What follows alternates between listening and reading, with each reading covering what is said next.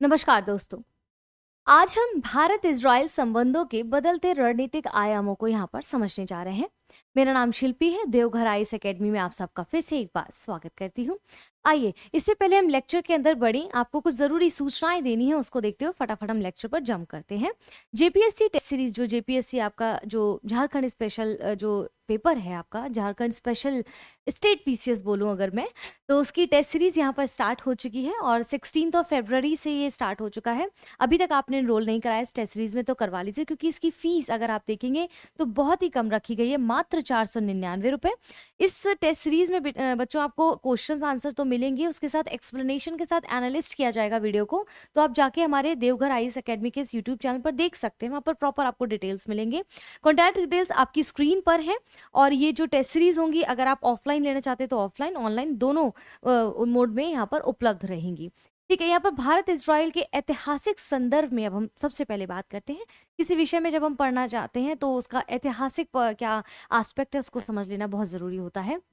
जैसे 1992 में अगर आप ध्यान देंगे, इसकी शुरुआत में ये जो रिलेशन था इजराइल और भारत का, ये रिलेशन 1992 में शुरू हुआ, लेकिन 2014 के बाद से इसमें बहुत ज़्यादा मजबूती आई। प्रधानमंत्री मोदी जब वहाँ गए और 2017 में इन्हें रणनीतिक साझेदारी का दर्जा भी मिलना शुरू हो गया था।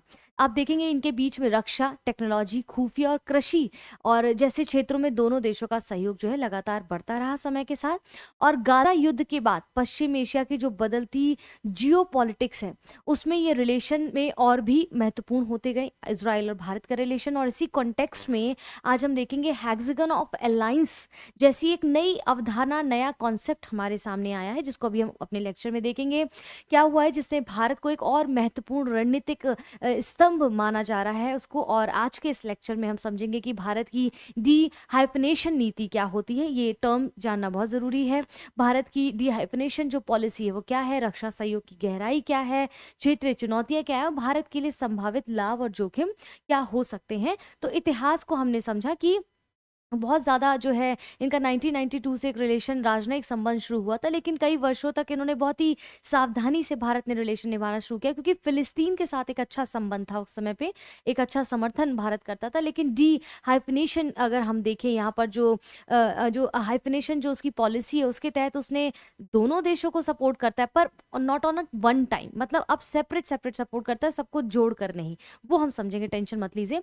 2014 के बाद जब प्रधानमंत्री मोदी वहां गए तो समय में बड़ा बदलाव आया और इजराइल और भारत के जो संबंध है वो और स्ट्रैटेजिक पार्टनरशिप यानी कि रणनीतिक साझेदारी का दर्जा यहाँ पर उसको दिया गया। ठीक है, इसके बाद उन्होंने कई सारी चीजों में जो है एक दूसरे की मदद करने की बात की, उसको हमने समझा। और 2026 की जिस यात्रा की अभी हम बात कर रहे हैं, इसी मजबूत रणनीतिक ढांचे को आगे बढ़ाने के लिए एक दूसरे से मिले थे। ये आपका इजराइल है, आपका फिलिस्तीन यहाँ पर बात कर रहे हैं। ठीक है, इसके बाद भारत की जो डी हाइफनेशन स्ट्रैटेजी है, ये टर्म जो है इसको समझना बहुत जरूरी है, क्योंकि ये क्या दर्शाता है, ये दर्शाता है कि भारत जो है इजराइल और फिलिस्तीन के साथ अपने संबंधों को अलग अलग आधार पर, पहले क्या करता था, दो राष्ट्र को, एक संबंध को एक साथ जोड़ के, यानी कि अगर अभी वो इजराइल गया है तो वो फिलिस्तीन से भी मिलता, पहले ऐसा एक रणनीति अपनाई हुई थी भारत ने। लेकिन अब जो डी हाइफनेशन की एक नीति है, उसमें अब वो इजराइल को अलग रूप से देख रहा है, फिलिस्तीन के साथ एक अलग रूप से देखता है, यानी कि एक साथ जोड़कर उसको नहीं देखता, दोनों की पॉलिसीज को अलग देखता है, दोनों की राजनीतिक स्थिरता को, राजनीतिक कंडीशन को अलग अलग देखता है, अलग तरीके से उनको समय देता है, उनकी बात को समझता है। यानी कि डी हाइफनेशन स्ट्रैटेजी को यहाँ पर जो है भारत अपनाने का कोशिश कर रहा है। तो जो हिस्टोरिकल कॉन्टेक्स्ट है भारत और इजराइल का, इसको हमने यहाँ पर समझा है।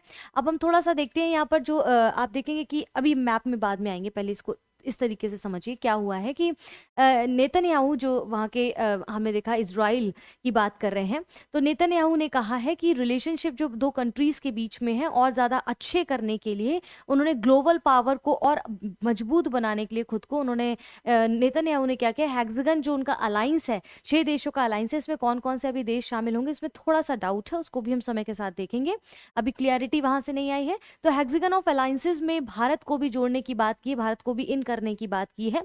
और इससे क्या होगा कि रणनीतिक स्तर पर, वैश्विक स्तर पर जो है इजराइल एक मजबूत देश उभर कर आएगा और कहीं ना कहीं वैश्विक पटल पर बताएगा कि भारत जिसमें इतनी ज़्यादा जनसंख्या है, इतनी ज़्यादा बड़ी इकोनॉमी बनता जा रहा है और वहाँ पर कई सारे जो हम देखेंगे कि छोटे-छोटे जो उद्योग हैं उनको भी बहुत अच्छा स्पेस मिल रहा है, और जो हम ट्रेड एग्रीमेंट्स देशों से कर रहे हैं, एफटीए कर रहे हैं, उसमें भी बहुत बड़ा इन्वेस्टमेंट का एक मार्केट मिलेगा। तो ऐसे देश के साथ इज़राइल का जुड़ना एक अपने आप में वैश्विक पटल पर खुद को मजबूत दिखाना होगा। तो इज़राइल चाहता है कि आने वाले समय पे जो है जो हेक्सागन अलायंस है उसमें भारत जुड़े, और यहाँ पर अभी हम समझेंगे टोटली ये क्या चीज़ है, क्योंकि यहाँ पर और बाकी चीज़ों को समझते हुए हम इसको भी समझने का प्रयास करेंगे। अब रक्षा और सहयोग का जो मुख्य आधार है, यहाँ पर डिफेंस और जो सिक्योरिटी को लेकर हमारी जो डिपेंडेंसी है परचेजिंग के लिए इज़राइल पर बहुत ज़्यादा निर्भर करती है। जैसे इज़राइल एक प्रमुख रक्षा साझेदार हमेशा से माना जाता है, और भारत आज रक्षा आपूर्तिकर्ताओं में के लिए इज़राइल को बहुत पहले चुनता है। तो भारत ने अब तक जो है इज़राइल से क्या-क्या चीज़ें खरीदी हैं, एक बार उसको देख लेते हैं। जैसे कई सारे ड्रोन, यूएवी सिस्टम, मिसाइल रक्षा प्रणाली, निगरानी और सीमा मॉनिटरिंग टेक्नोलॉजी, रडार, इलेक्ट्रॉनिक युद्ध प्रणाली। इसके साथ-साथ रक्षा सहयोग में और भी चीज़ें जैसे बराक 8 एयर मिसाइल रक्षा प्रणाली का साथ में मिलकर डेवलपमेंट की बात हो रही है। उन्नत रक्षा तकनीकों में साझेदारी, यानी कि अब सिर्फ खरीद-फरोख्त ही नहीं, बेचना और खरीदना ही नहीं, बल्कि मिलकर भी डेवलपमेंट करेंगे, मिलकर भी चीज़ों का विकास करने का प्रयास करेंगे। और आयरन बीम लेज़र सिस्टम जैसे जो भविष्य की रक्षा टेक्नोलॉजी है, इस पर भी एक दूसरे को सहयोग करेंगे। टेक्नोलॉजी बेस्ड या किसी भी प्रकार की मदद होगी तो बनाने में एक दूसरे की सहायता करेंगे। और ये साझेदारी सिर्फ खरीद फरोख्त तक सीमित नहीं होगी, बल्कि को डेवलपमेंट पर भी होगा कि मान लीजिए कोई व्यक्ति ए चीज़ बना रहा है, तो इसके पास कोई चीज़ कम पड़ी है, तो वो क्या करेगा कि इनके पास मान लीजिए बी वाला मटेरियल नहीं है, तो वो इंडिया से ले लेंगे, ठीक है। इंडिया के पास अगर ए मटेरियल है, बी नहीं है, तो वो इज़राइल से यहाँ से परचेज़ कर लेंगे। तो वो एक दूसरे से ना केवल प्रॉपर बना हुआ आइटम, बल्कि उसे बनाने के लिए जो बेसिक आइटम है वो भी एक दूसरे से लेंगे, और साथ में मिलकर भी चीज़ों का विकास करने का प्रयास करेंगे। ठीक है, तो डिफेंस और सिक्योरिटी कॉरपोरेशन आपको एक कोर पिलर देखने को मिलेगा, और जो 2026 की यात्रा है उस पर फोकस रहेगा। इस यात्रा के दौरान किन-किन चीज़, अभी तो यात्रा चल रही है, अभी विजिट हुआ है तो 2 दिन की यात्रा चल रही है, तो 2026 की जो यात्रा है उस पे क्या किन-किन फैक्टर्स पर फोकस किया जाएगा, तो जो जिसको मजबूत किया जाए कि खुफिया जानकारी साझा करना, दोनों देशों की सीमाओं को सुरक्षित रखते हुए उनके आंतरिक मामलों में अगर कोई ऐसी चीज़ आई है जो किसी अन्य देश के द्वारा हस्तक्षेप किया जा रहा है, क्योंकि अगर आप देखेंगे, नोटिस करेंगे कि जब डोनाल्ड ट्रंप ने बहुत ज़्यादा टैरिफ और इस तरह की चीज़ों को करना भारत के साथ शुरू कर दिया था, तो इज़राइल ने कहीं न कहीं भारत को बोला था कि आप चिंता मत करिए, हम डोनाल्ड ट्रंप से बात करेंगे। तो उनका रिलेशन जो है बहुत पुराना है, और इंडिविजुअली एज़ अ पर्सन उनका रिलेशन बहुत अच्छा है, भारत के प्रधानमंत्री और इज़राइल के वहाँ का उनका नेतन्याहू का। और संयुक्त हथियार का जो है विकास करने की भी बात हुई है। 2026 में जो भी यात्रा हुई, इस पे बात चल रही है। भारत को टेक्नोलॉजी ट्रांसफ़र की बात हो रही है। भारत में मेक इन इंडिया के तहत यहाँ पर मिलकर कुछ प्रोडक्शन करना, और सुरक्षा समझौतों का जो है नवीनीकरण करना, इनोवेशन लाना उसमें। तो बेसिकली अगर हम रक्षा और सुरक्षा और इससे संबंधित बात करें, सिक्योरिटी से संबंधित, तो दोनों मिलकर कुछ नई चीज़ों का प्रोडक्शन करने की बात करें, एक दूसरे का सहयोग के साथ आगे बढ़ेंगे। यानी कि रिश्ता सिर्फ अब खरीदने और बेचने का नहीं, बल्कि गहरी रणनीतिक साझेदारी की ओर भी बढ़ रहा है। ठीक है, तो क्या-क्या फोकस रहेगा 2026 के विजिट में, यहाँ पर ही ध्यान जाना हमने। क्षेत्रीय भू-राजनीतिक अगर रीजनल जियोपॉलिटिक्स सिचुएशन देखें, तो गाज़ा कॉन्फ्लिक्ट और वेस्ट एशिया सिचुएशन जो है, तो जो वॉर हुआ था गाज़ा बिगिन इन 2023 में आफ्टर हमास अटैक, यहाँ पर अगर हम समझेंगे अक्टूबर 2023 में जो हमास के हमले के बाद गाज़ा में जो युद्ध शुरू हुआ, ये प्रधानमंत्री मोदी जब पहली बार जो इज़राइल यात्रा है, इनकी इस युद्ध के बाद जो मतलब इज़राइल यात्रा, इस युद्ध के बाद पहली इज़राइल यात्रा, वैसे ही गए थे पहले भी।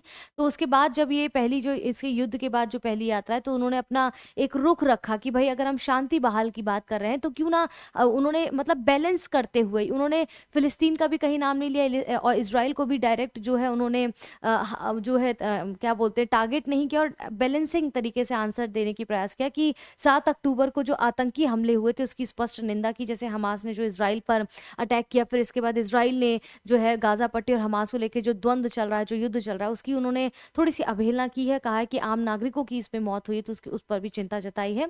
किसी देश का पर्टिकुलर नाम नहीं लिया है। संतुलन की नीति अपनाते हुए उन्होंने ये बात की है। प्रधानमंत्री मोदी ने 2 राष्ट्र समाधान के समर्थन को दोहराया। उन्होंने कहा कि अगर दोनों राष्ट्र बैठ के हमास या फ़िलिस्तीन या फिर इज़राइल अगर बैठकर बातचीत करेंगे तो शायद समाधान निकल आएगा। तो इससे साफ होता है कि भारत तनावपूर्ण कंडीशन में भी जो है बातचीत करके अपना अच्छा रिलेशन बनाना चाहता है और बैलेंसिंग बात करना चाहता है। संतुलन की जो रणनीति है उसको अपना रहा है यहाँ पर, चाहे वो गाज़ा संघर्ष और पश्चिम एशिया की स्थिति में वो अपना बैलेंसिंग आंसर दे रहे हैं। ठीक है, अब यहाँ पर उनका डिप्लोमैटिक सिग्निफिकेंस देखें तो इज़राइल की जो संसद है केनेसेट को संबोधन किया, वहाँ की जो संसद है पार्लियामेंट है उसको वहाँ पर उन्होंने संबोधन किया और इजराइल की संसद को संबोधन करते हुए प्रधानमंत्री ने कहीं ना कहीं बताया कि दोनों देशों के बीच में बहुत गहरे भरोसे का संकेत है, ना केवल डिप्लोमेटिक देशों के बीच में बल्कि दो नेताओं के बीच में बहुत अच्छा संबंध है। जैसा कि मैंने कहा, डोनाल्ड ट्रंप के इस तरह के क्रियाकलापों पर जब भारत परेशान था तो उन्होंने कहा टेंशन लेने की जरूरत नहीं है, हम डोनाल्ड ट्रंप से बात करेंगे। तो एक निजी मतलब प्राइवेट लेवल पर भी उन्होंने इस तरह की बात को समझा और उच्च स्तर पर कूटनीतिक साझेदारी हो रही है। जो भी चीज़ें वार्तालाप हो रहे हैं जिसमें भी सहयोगिता की बात हो रही है, जो हेक्सागन अलाइंसेस है उसमें जो भारत को शामिल करने की बात है, तो कहीं ना कहीं मैंने कहा जैसे कि वैश्विक लेवल पर वो खुद को मजबूत दिखाने के लिए कि पूरा विश्व में इस तरह के अलग अलग अलाइंसेस बन रहे हैं, अगर भारत भी हमारे अलाइंस में इस प्रकार से आता है तो कहीं ना कहीं हम बेहतर स्थिति में दिखाई देंगे और वैश्विक मंच पर भारत की जो बढ़ती हुई भूमिका है, चाहे वो पश्चिम एशिया हो या फिर मिडिल ईस्ट हो या फिर हम देखेंगे जो एशिया है अपना, उसमें भारत की स्थिति बेहतर होती दिखाई देती है, चाहे इकोनॉमिकली, ठीक है, पॉलिटिकली अगर हम देखें, जियो पॉलिटिक्स के स्तर पर देखें, इंटरनेशनल लेवल पर देखें तो एक अपना तवज्जो, तो ऐसे देश के साथ कौन जुड़ना नहीं चाहेगा। तो डिप्लोमेटिक जो स्ट्रैटेजी है address to the Israel parliament, यहाँ पर प्रधानमंत्री मोदी ने बोला कि अगर हम इस तरह से जुड़ते हैं तो चीज़ें बहुत भरोसे के साथ आगे बढ़ेंगी और उनका वहाँ पर इस प्रकार से पार्लियामेंट में भाषण देना या अपना संदेश देना अपने आप में एक बड़ी बात है, उसकी जो है इम्पोर्टेंस को, भारत के इम्पोर्टेंस को वैश्विक पटल पर रखता है। तो ये सारी चीज़ें यहाँ पर हमें दिखाई देती हैं। अब ये हेक्सागन ऑफ अलायंस जिसकी बात मैं लगातार from the beginning of the lecture में बता रही हूँ, बात कर रही हूँ, तो हेक्सागन क्या होता है, हेक्सागन क्या है आपका, देखिए बेसिकली ये क्या षटभुज जिसको बोलते हैं, ये देखिए इस तरह से षटभुज जिसको हम हेक्सागन बोलते हैं कुछ इस प्रकार से होता है। इन देश पर ध्यान मत दीजिएगा क्योंकि अभी देश का नाम डिक्लेयर नहीं हुआ, ये जस्ट इमेज है। तो इसराइल का जो हेक्सागन अलायंस है ये, इसमें कह रहे हैं कि ये इस प्रकार से कुछ होगा और इसमें इसको बनाने का पर्पस क्या है, इनका बनाने का पर्पस ये, इसको पहले यहाँ पर समझिए। वो चाहते हैं कि यहाँ पर जो मैप था, अब मैं आपको समझा पाऊंगी यहाँ पर क्या कहने का प्रयास है मेरा। देखिए यहाँ पर एशिया की जो ये बात कर रहा है, इसके बाद ये मिडिल ईस्ट की यहाँ पर बात कर रहा है, ठीक है, मिडिल ईस्ट की बात कर रहा है, मेडिटेरियन जो एरिया है इसकी बात कर रहा है। तो कह रहा है कि अगर वो मान लीजिए ये जो हेक्सागन अलायंस सिर्फ इनके बीच में रखेगा तो वो इतना एक्सटेंड नहीं कर पाएगा, एक्सपेंड नहीं कर पाएगा, इतना एक्सप्लोर नहीं कर पाएगा चीज़ों का। अगर वो भारत को भी, ठीक है, भारत को भी कुछ हेक्सागन जो भी शेप है उसका, ठीक है, इस प्रकार से अगर वो भारत को भी इसमें शामिल करता है तो इस प्रकार से क्या होगा, बड़े लेवल पर, बड़े स्तर पर वो चीज़ों को कनेक्ट कर पाएगा और भारत का भी सहयोग मिलेगा तो चीज़ें इसकी भी ग्रो करेंगी। भाई इसके पास एक ही फैक्टर तो मजबूत है ना, बाकी और फैक्टर तो इंडिया के पास मजबूत है, तो कौन देश नहीं चाहता कि ऐसे अलायंसेस में भारत को भी शामिल किया जाए। पैक्स सिलिका जैसे डोनाल्ड ट्रंप भी तो इस प्रकार के अलायंसेस में भारत को शामिल करना चाहते हैं because of so many reasons, है ना। तो इसी तरीके से इन्होंने भी कहा कि आप हमारे अलायंस में शामिल हों और ये अलायंस जो है ये एक कॉन्सेप्ट है जिसमें 6 रणनीतिक साझेदार मिलकर एक नेटवर्क बनाएंगे। अब वो नेटवर्क कई सारी चीज़ों में काम करेंगे, देशों पर ध्यान नहीं देना है, सिर्फ इनका एक जो है स्ट्रक्चर देखिए कि किस प्रकार से बनाने का प्रयास कर रहे हैं। इनका उद्देश्य होगा इस अलायंस को बनाने का कि आपस में सुरक्षा सहयोग बढ़ेगा।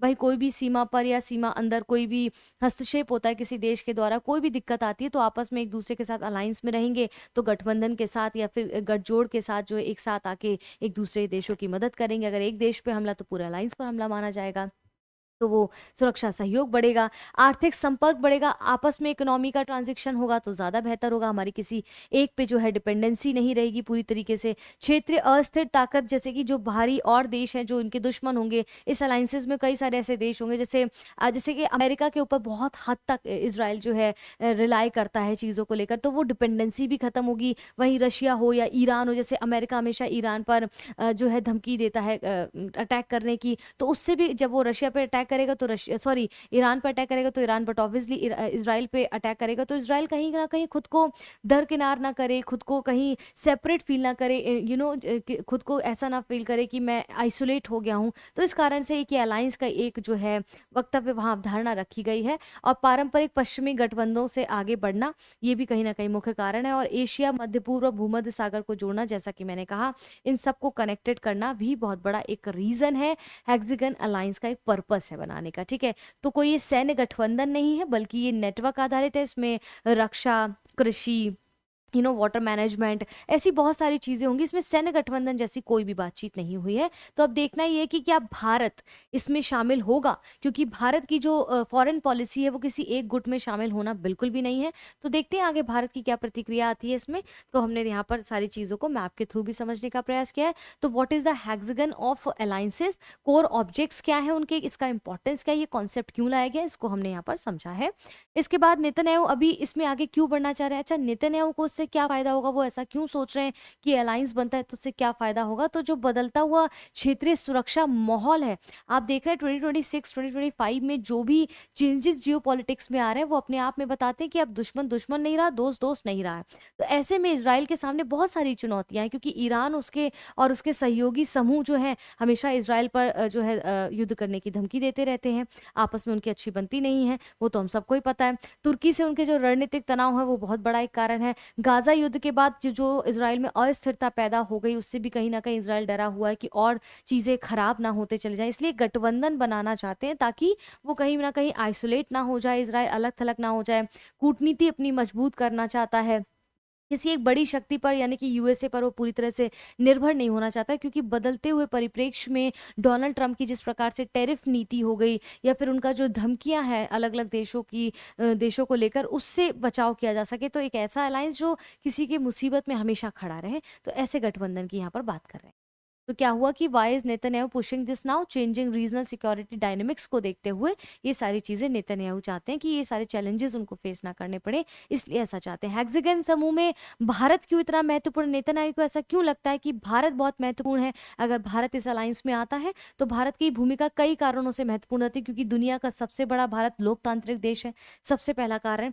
मजबूत और सक्षम सैन्य शक्ति है भारत के पास, तेजी से बढ़ती हुई अर्थव्यवस्था है, जैसा कि हम देख रहे हैं ग्लोबल इम्पैक्ट। पश्चिम एशिया में जो संतुलित और सक्रिय कूटनीति भारत की निकल कर आ रही है, जैसे कि एक पश्चिम एशिया में भी देखिए, और जैसे यूरोप वगैरह में भी, जैसे ईयू के साथ जो फ्री ट्रेड डील है, ये छोटी मोटी डील नहीं है, ठीक है। तो ये सारी चीज़ें कहीं न कहीं उसका जो बाकी देशों के साथ एक रिलेशन है भारत का, और वो एक गठबंधन में नहीं जुड़ता, एक संगठन में किसी ऑर्गेनाइजेशन को पर्टिकुलर जॉइन नहीं करता है, तो बाकी देशों को भरोसा होता है कि भारत हमेशा संतुलित बात करेगा, भारत हमेशा बैलेंसिंग की बात करेगा, ठीक है। तो भारत के शामिल होने से इस गठबंधन को अंतर्राष्ट्रीय लेवल पर भरोसा और जो है वैलिडेशन मिल जाएगा, इसलिए इजराइल चाहता है कि भारत उनके लिए महत्वपूर्ण है, इसीलिए उन्होंने हेक्सागन अलायंस की यहाँ पर बात की है। तो भारत इजराइल का जो रणनीतिक संबंध है, प्रेजेंट में क्या कंडीशन है उनकी, तो प्रेजेंट में जो भारत इजराइल की स्ट्रैटेजिक कॉर्पोरेशन क्या है, तो defence equipment and advance military technology को वो शेयर करते हैं, ठीक है। मिसाइल डिफेंस सिस्टम एक दूसरे से डिपेंडेंसी है, मतलब भारत जो है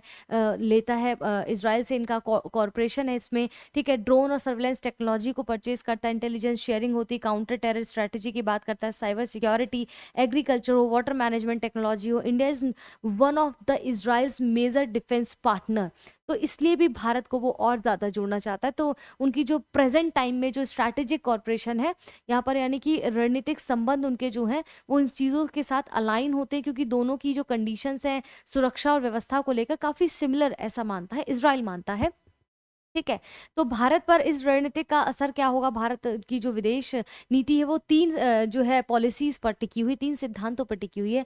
पहला क्या कहता है कि अपने फैसले खुद लेना, यानी कि रणनीतिक स्वायत्तता दिखाता है, भारत अपने फैसले खुद लेता है, किसी प्रेशर में आके नहीं कि आज डोनाल्ड ट्रंप ने ये कह दिया तो आप ये कर लो, जैसा कि पाकिस्तान करता है, ऐसा नहीं है, ठीक है। एक साथ कई देशों से संबंध रखना चाहता है, मल्टी अलाइनमेंट में भारत बिलीव करता है, किसी पर्टिकुलर देश पे निर्भर नहीं रहना चाहता, उसकी सोच को फॉलो नहीं करना चाहता, किसी एक गुट में पूरी तरह बंधना नहीं चाहता है। तो भारत का जो रणनीतिक असर है वो तो ये है, लेकिन भारत को क्या फायदा होगा अगर इसमें हेक्सागन अलायंस में यहाँ पर अगर शामिल हो जाता है, तो भारत को क्या बेनिफिट्स होंगे। तो डिफेंस के सेक्टर में आप देखेंगे नई टेक्नोलॉजी और सहयोग उसको मिलेगा, भाई इतने बड़े अलायंस में अगर आएगा तो एक देश से जो सहयोग मिलेगा बाकी देशों के सहयोग से भी आगे बढ़ेगा, ठीक है, आर्थिक रूप से भी उसको मदद मिलेगी। पश्चिम एशिया में भारत की मजबूत स्थिति और मौजूदगी वहां पर उपस्थित होगी। India middle east European corridor जैसे बड़े प्रोजेक्ट्स को यहाँ पर गति मिल जाएगी, और जो मेडिटेरियन जो सी है उस क्षेत्र में भी सुरक्षा सहयोग का अवसर मिलेगा, यानी कि भारत को अपने व्यापार को और एक्सटेंड करने का और अन्य देशों के साथ ट्रेड एग्रीमेंट या एफटीए करने का भी बहुत अच्छा मौका मिलेगा। लेकिन भारत के लिए मुसीबत ज्यादा हो जाएगी अगर वो इस तरह के अलायंसेस को ज्वाइन कर लेता है। इसके पीछे का रीजन रीज़न है, चुनौतियाँ क्या होंगी, क्योंकि ईरान के खिलाफ जो है झुकाव की धारणा बन सकती है ईरान को। भाई ईरान इज़राइल से चिढ़ता है, तो जब ईरान जो अगर इज़राइल के प्रति ज़्यादा ध्यान जाएगा भारत का, तो ईरान ऑब्वियसली चिढ़ेगा। ठीक है, कुछ जो अरब देश है उनकी भी नाराज़गी भारत के प्रति बढ़ जाएगी, यूएई वगैरह अगर हम देखें। ठीक है, रशिया जैसे जो पुराने साझेदार हैं, पुराने मित्र हैं भारत के साथ, उनके साथ भी संतुलन बनाना पड़ेगा। अगर उनके साथ संतुलन बनाना है तो इज़राइल को पूरी तरह से सहयोग भी नहीं कर सकता। तो बहुत सारे चैलेंजेस हैं जो पैदा हो सकते हैं अगर वो इस अलायंस में जो है जुड़ता है। तो ये सारी चीज़ें हैं जो हमें समझनी चाहिए, और जियोपॉलिटिक्स के ऐसे ही टॉपिक जो आपके करंट मुद्दों से संबंधित हैं, जिसको जानना आपके स्टेट पीसीएस या यूपीएससी आप साधारण तरीके से भी जानना चाहते हैं, तो बहुत महत्वपूर्ण है। दोनों भाषाओं में ये विषय आपको पढ़ाया जा रहा है, ये टॉपिक आपको पढ़ाए जाते हैं। तो आई होप ये वीडियो आपको पसंद आया होगा, ये लेक्चर आपको पसंद आया, थोड़ा भी समझ आया तो वीडियो को लाइक ज़रूर करें, अपने दोस्तों के साथ शेयर करें, अपने सोशल मीडिया हैंडल पर इसको शेयर करें। और अभी तक अगर आपने इस लेक्चर को देखा है तो चैनल को सब्सक्राइब किए बिना बिल्कुल भी ना जाएं, मुझे बहुत अच्छा लगेगा। फिलहाल के लिए इस वीडियो को यहाँ पर समाप्त करते हैं, कल मिलते हैं एक और नए टॉपिक के साथ, तब तक के लिए धन्यवाद।